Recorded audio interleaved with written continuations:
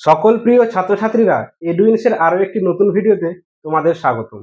আজকে আমরা ক্লাস 9 এর ভূগোল থেকে গ্রহরূপে পৃথিবী অধ্যায় থেকে একটা টপিক নিয়ে এসেছি। টপিকটা কি? সৌর পরিবার। তাহলে শুরু করা যাক। সৌর পরিবারটা কি জিনিস? সৌর কথা হচ্ছে কি? সূর্য। তাহলে কি? সূর্যকে নিয়ে কিভাবে পরিবারটা গঠিত হবে। আচ্ছা, প্রথমে জেনে নেওয়া যাক সূর্যের এই সৌর পরিবারটা তৈরি হলো কবে। যারা বিজ্ঞানীরা অনুমান করেছে যে 400 থেকে প্রায় 460 কোটি বছর আগে এই সৌর পরিবারের সৃষ্টি হয়েছিল। এবং কিভাবে সৃষ্টি হয়েছিল? সূর্য তো একটা মহাজাগতিক বস্তু। এই মহাজগতে সূর্যের সাথে অন্য একটা মহাজাগতিক বস্তু যখন ধাক্কা লাগে, ধাক্কা লাগার ফলে কি হয়? সূর্য কিছুটা পার্টে ভেঙে যায়। এই ভাঙা পার্টগুলা ছিটকে চারিদিকে ঘুরতে শুরু করে। এই ভাঙা পার্টগুলা হচ্ছে এর গ্রহগুলা, যেমন বুধ, শুক্র, পৃথিবী, মঙ্গল, বৃহস্পতি। তাহলে সূর্য থেকে তখন কি হয়? সূর্যের 9টা গ্রহ ছিল। কিন্তু 2006 সালের পর থেকে প্লুটো গ্রহটাকে বাদ দেওয়া হয় গ্রহের তালিকা থেকে। তাকে কি? বামন গ্রহের তালিকায় অ্যাড করা হয়। তাহলে সৌর গ্রহটার সৃষ্টি কবে হচ্ছে? আজ থেকে মোটামুটি 460 কোটি বছর আগে। 460 কোটি বছর।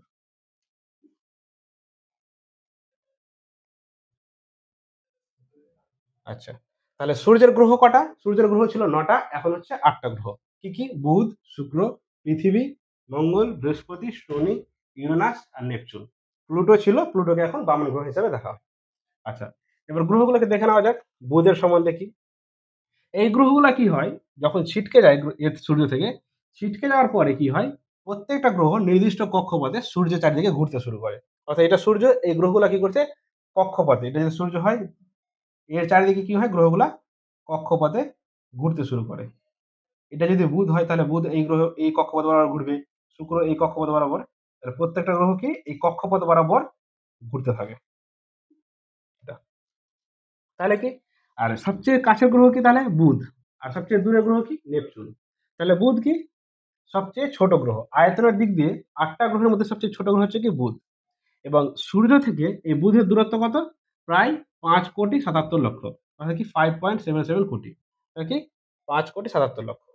এই এই গ্রহগুলা কি করে আবার?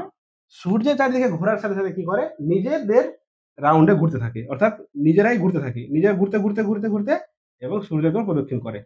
যেটাকে নিজের দিকে ঘোরে সেটাকে বলা হয় আবর্তনকাল। আর চারিদিকে ঘুরে একবার কমপ্লিট করে দিলে সেটাকে বলা হয় কি? পরিবর্তনকাল। তাহলে কি হচ্ছে? এই বুধ, সূর্য থেকে বুধের দূরত্ব কত হলো? 5,77,00,000। এবং একবার পরিক্রমণ করতে সূর্যকে কতদিন সময় লাগে? 88 দিন। তাহলে 88 দিনে কি করে? বুধ যদি এখানে থাকে, আজকে যদি প্রথম দিন হয়, 88 দিন পর কি হয়? বুধ এই সূর্যকে, এটা যদি সান হয়, এখান থেকে শুরু করে এই জায়গায় আবার ফিরে আসতে সময় লাগে কত? 88 দিন। তাহলে বুধের সময় কত লাগছে? 88 দিন। এবং যেহেতু বুধ সূর্যের সবচেয়ে কাছে গ্রহ হয় কি? এখানকার টেম্পারেচারটা অনেক, তাপমাত্রাটা কত ডিগ্রি? প্রায় 430 ডিগ্রি সেলসিয়াস বুধ গ্রহে।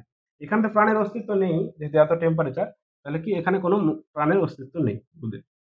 আচ্ছা, এরপরে আসা যাক শুক্র গ্রহ। সূর্যের দ্বিতীয় কাছাকাছি গ্রহ কি? শুক্র। শুক্রর দূরত্ব কত সূর্য থেকে? 10,78,00,000 কিলোমিটার। আর একবার প্রদক্ষিণ করতে কত সময় লাগে? 225 দিন। অর্থাৎ শুক্র যদি এখান থেকে শুরু করে, এই 225 দিন পর ঘুরে আবার সেই এই জায়গাটায় ফিরে আসে। এই শুক্র গ্রহকে কি বলা হয়? প্রত্যেকটা গ্রহ থেকে আলাদা। অর্থাৎ প্রত্যেকটা গ্রহ যে বৈশিষ্ট্যগুলা প্রকাশ করে, শুক্র গ্রহ কি সবার উল্টো কাজ করে। প্রত্যেক গ্রহগুলা কি পশ্চিম দিক থেকে পূর্ব দিকে ঘোরে নিজেদের, পশ্চিম থেকে পূর্ব। কিন্তু শুক্র কি করে? পূর্ব থেকে পশ্চিমে করে। উল্টো কেস এর সাথে। আচ্ছা, তো কি 225 দিনে কি হচ্ছে? পৃথিবীকে সূর্যকে একবার পরিক্রমণ করছে। এবং এই গ্রহের টেম্পারেচারটাও সবচেয়ে বেশি। বুধের কাছে থাকা সত্ত্বেও এখানকার টেম্পারেচার কত? 430। কিন্তু এখানকার হচ্ছে কত? 465 ডিগ্রি সেলসিয়াস। তাহলে প্রত্যেকটা গ্রহ কি করে? যখন আবর্তন করে, অর্থাৎ নিজের পৃষ্ঠে যখন ঘুরে, কম সময় লাগে। এবং কি হয়? শুক্রের ক্ষেত্রে কি হয়? এটা উল্টো হয়। শুক্র একবার সূর্যকে প্রদক্ষিণ করে চলে আসবে 225 দিনে। কিন্তু নিজের এক পাক ঘুরতে সময় নেয় কত? 243 দিন। অর্থাৎ কি? পরিক্রমণ থেকে আবর্তন কালটাই এর বেশি হয়ে যাচ্ছে শুক্রের। আচ্ছা, এবার কি? শুক্র গেল। এবার আসা যাক পৃথিবী গ্রহে। পৃথিবী হচ্ছে কত? সূর্য থেকে দূরত্ব অনুসারে 3 নম্বর গ্রহ। আচ্ছা, সূর্য থেকে পৃথিবীর দূরত্ব কত? প্রায় 15 কোটি কিলোমিটার। এবং সূর্য কি করে? একবার প্রদক্ষিণ করতে সূর্যকে কত সময় লাগে? 365 দিন পৃথিবীর। এবং পৃথিবীর আবর্তনকাল যদি বলে কত? 24 ঘন্টা। অর্থাৎ 24 ঘন্টায় পৃথিবী একবার পুরো পাকে ঘুরে যাবে। এবং এই পৃথিবী হলো একমাত্র গ্রহ ৮ টা গ্রহের মধ্যে যেখানে কি প্রাণের অস্তিত্ব আছে। অর্থাৎ আমরা যেখানে বসবাস করি যে গ্রহে, সেটা হচ্ছে কি পৃথিবী। এবং এই গ্রহের ৩ ভাগে জল এবং ১ ভাগ স্থল থাকায় কি হয়? আমরা যখন মহাকাশ থেকে দেখা হয় গ্রহটাকে, তখন কি জলের কারণে, যেহেতু ৩ ভাগ জল থাকে, তাই এই গ্রহটাকে উপর থেকে দেখলে কি হয়? নীল মনে হয়। তাই এই গ্রহকে বলা হয় কি? নীল গ্রহ। যদি বলে তোমাদের পরীক্ষায় এরকম আসে যে নীল গ্রহ কাকে বলা হয়? তখন কি হবে উত্তর? পৃথিবী। এবং এখানকার টেম্পারেচার কত? গড় টেম্পারেচার প্রায় ১৫ ডিগ্রি। ঠিক আছে? ১৫ ডিগ্রি। তাহলে গেল পৃথিবী। এবার আসলে কি? মঙ্গল। সূর্য থেকে মঙ্গলের কত নম্বর? কত নম্বর গ্রহ? ৪ নম্বর। আচ্ছা। এর দূরত্ব কত? ২২,৮০,০০,০০০ কিলোমিটার। তাহলে কত হচ্ছে? ধীরে, ধীরে যত আমি এগাতে থাকবো, দূরত্বটা তো অবশ্যই বাড়তে থাকবে। সবচেয়ে কাছে গেলাম, বুধকে পেলাম, তারপরে শুক্র, পৃথিবী, তারপর মঙ্গল। হচ্ছে কত? ২২,৮০,০০,০০০। আচ্ছা। এই মঙ্গলের একবার সূর্যকে প্রদক্ষিণ করতে কত সময় লাগে? ৬৮৭ দিন। অর্থাৎ ৬৮৭ দিনে মঙ্গল একবার ঘুরে এসে সূর্যকে পুরো পরিক্রমণ করে আবার সেই জায়গায় ফিরে আসে। এই আচ্ছা, একটা জিনিস কি, পৃথিবীর কি প্রত্যেকটা গ্রহের আবার কি হয়? কিছু, কিছু উপগ্রহ থাকে। যেমন বুধের আর শুক্রের কোনো উপগ্রহ নেই। কিন্তু পৃথিবীর একটাই গ্রহ আছে কি? উপগ্রহ, সেটা হচ্ছে কি চাঁদ। উপগ্রহ সংখ্যা যদি বলে একটাই, চাঁদ। এবং মঙ্গলের উপগ্রহ কটা আছে? ২ টো। একটা ফোবস, একটা ডিমস। ঠিক আছে? এই মঙ্গল গ্রহে কি প্রচুর পরিমাণে লোহা পাওয়া যায়। এই লোহা থাকার কারণে কি হয়? এই গ্রহটাকে কি হয়? লাল গ্রহ বলা হয়। যদি বলে লাল গ্রহের উদাহরণ কি? তাহলে কি হবে? মঙ্গল। এবং একে ইভিনিং স্টারও বলা হয় বা মর্নিং স্টারও বলা হয়ে থাকে। দেখবে তোমরা সন্ধ্যাবেলা যদি আকাশের দিকে তাকাও, দেখবে একটা গ্রহ চকচক করে জ্বলছে উজ্জ্বলভাবে। সেই গ্রহটা কি? মঙ্গল গ্রহ। এবং এই গ্রহটা কি? আচ্ছা, মঙ্গল গ্রহ হয়ে গেল। আচ্ছা, বুধ, তাহলে কি, কি হলে পেলাম আমরা? বুধ, শুক্র, পৃথিবী, মঙ্গল। এবার আসা যাক বৃহস্পতিতে। কত নম্বর এটা? ৫ নম্বর গ্রহ। আচ্ছা, সূর্য থেকে বৃহস্পতির দূরত্ব কত? ৭৭,৯১,০০,০০০ কিলোমিটার। এবং বৃহস্পতি সূর্যকে একবার প্রদক্ষিণ করতে কত সময় লাগে? ১২ বছর। আচ্ছা, এবার বৃহস্পতির উপগ্রহ সংখ্যা কত? ৯৫ টি। যার সবচেয়ে বড় উপগ্রহের নাম কি? গ্যানিমেড। গ্যানিমেড।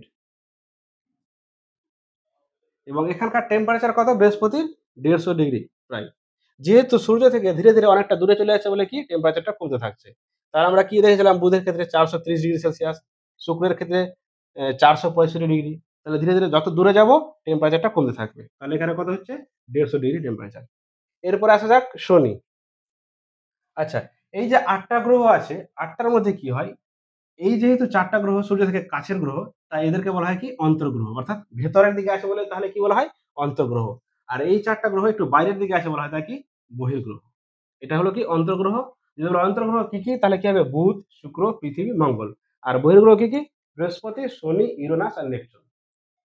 আচ্ছা, এবার কি শনি। শনির একবার সূর্যকে প্রদক্ষিণ করতে কত সময় লাগছে? ২৯ বছর ৬ মাস।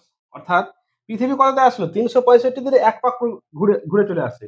কিন্তু শনির কত লাগছে? ২৯ বছর ৬ মাসে একবার ঘুরে আসছে। যে জায়গাটা থেকে শুরু করছে, এখান থেকে আবার ঘুরে আসতে এই জায়গাটার সময় লাগছে ২৯ বছর ৬ মাস।